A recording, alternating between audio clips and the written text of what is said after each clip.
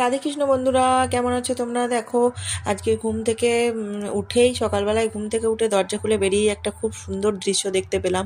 গ্রাম বাংলার খুব চেনা পরিচিত আর কি, শীতের সকালে গ্রাম বাংলা, চারিদিকে রোদ ঝলমল করেছে, হালকা হালকা কুয়াশাও আছে। তো তার মধ্যে একটা মানে খুব অতি পরিচিত গ্রাম বাংলার একটা দৃশ্য, সেটা হচ্ছে হাট বসেছে শুক্রবারে।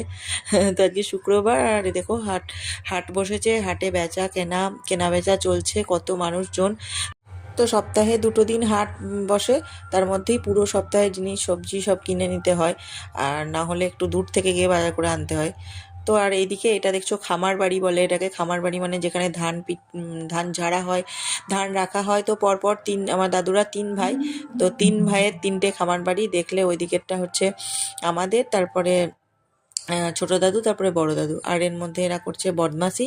তো এইদিকেও একটা রাস্তা আছে, এই যে এদিকে